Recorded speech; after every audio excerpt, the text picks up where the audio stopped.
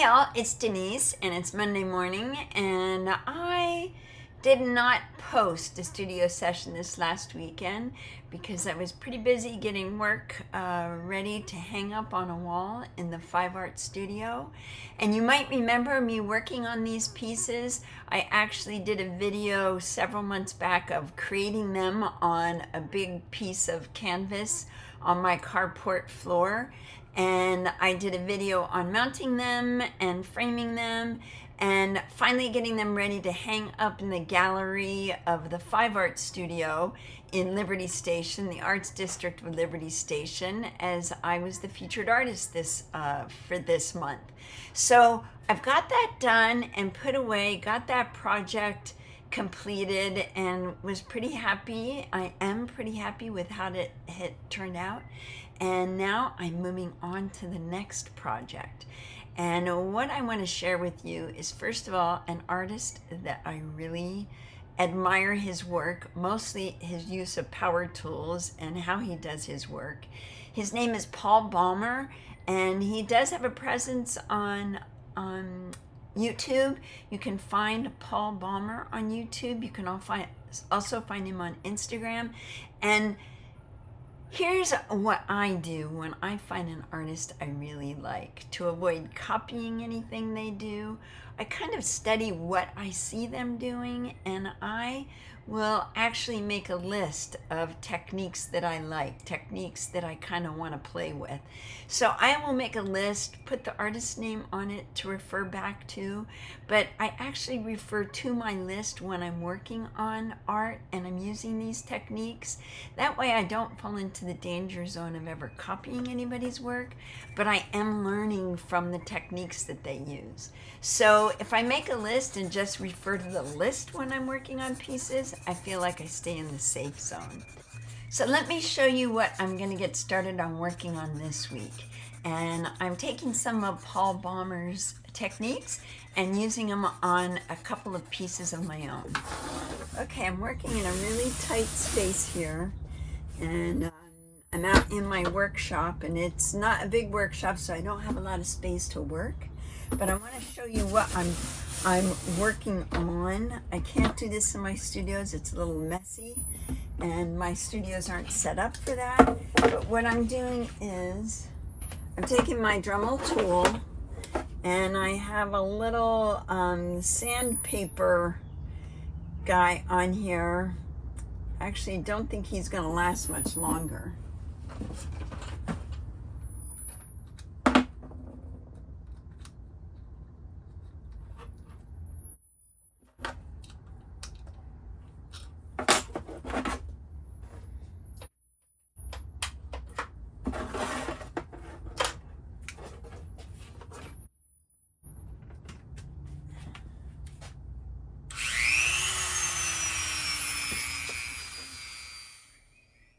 Okay, so this cradle board that I'm working on, the floral that's on this cradle board, this is the fourth or fifth time I've painted over this painting. It's always been a floral, and if you wait to the end, you'll see the transition of when it very first started, and this was pre-COVID. And each time that I painted over it and created a different feeling of a floral, I've liked every single one. But when they hang around long enough in my studio, I will pick them up and continue working on them. So this is a piece that I knew I could create some of the techniques that I picked up from Paul Baumer's art. Because it is a cradle board, I can go in and I can gouge it. I can use my Dremel tool to dig through some of the lines that I've already created and to go through and outline some of the elements, the flowers that are already there. So let me continue on and see where I go with this.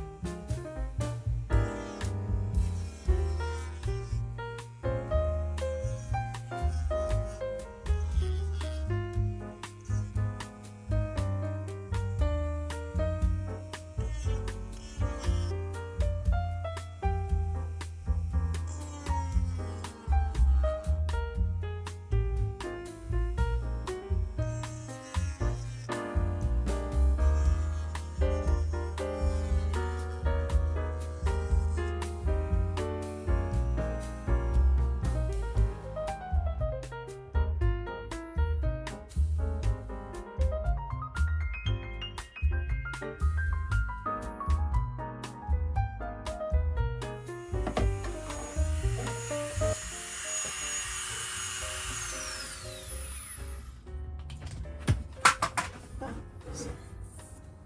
I'm going to turn it this way, and I'm going to hit all my lines going this way.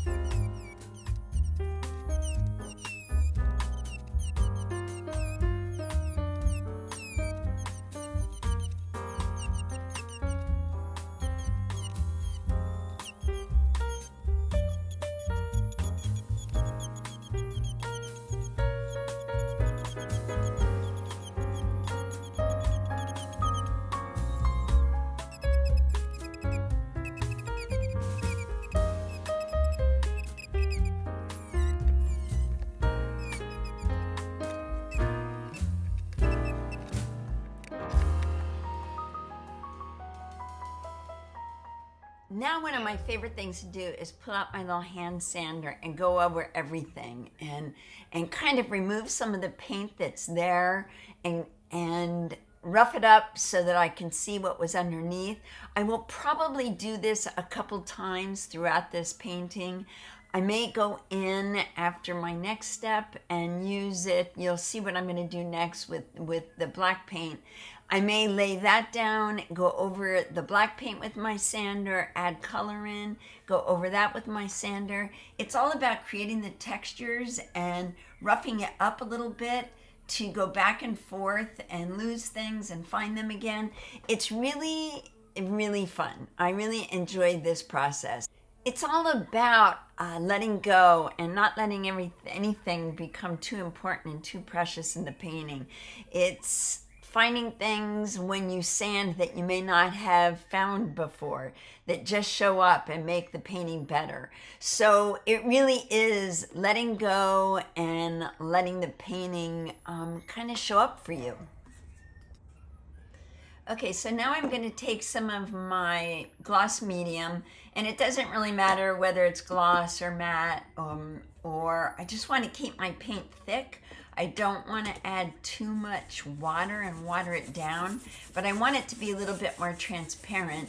So I'm literally just going to take that and scrub it into everything that to the gouge marks that I just created, to the sanding marks that I just created, and just kind of harmonize everything and push everything in the painting back. I'll still have a great painting surface to work with, but I want to just erase it and let everything still be there, is kind of how I would describe this.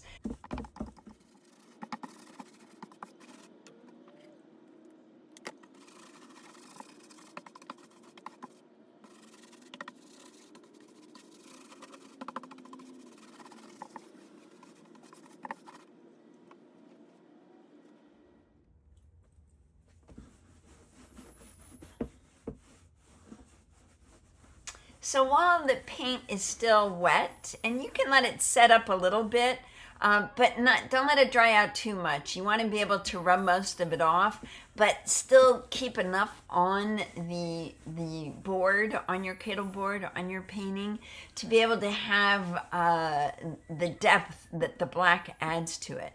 And I may even go back, matter of fact, I do go back after this with my brush that still has black paint on it, and I kind of just work it around.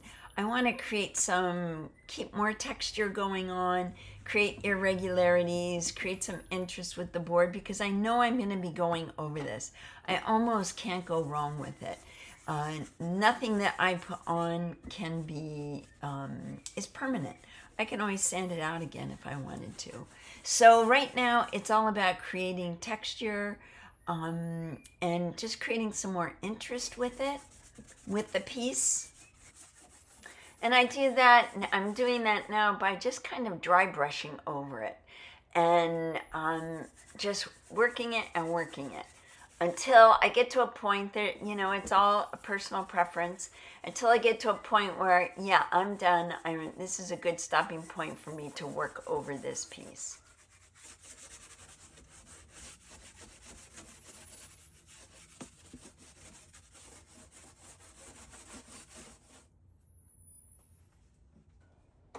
And I actually have two pieces I'm working on. This is the other one. They will be a pair of 24 by 24 cradle boards when I get through with them.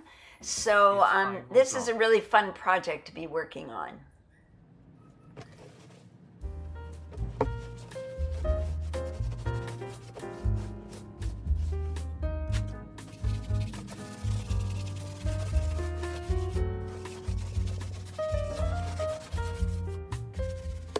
I gotta say, I am super excited with how these are turning out, and I can't wait to get back to work on them.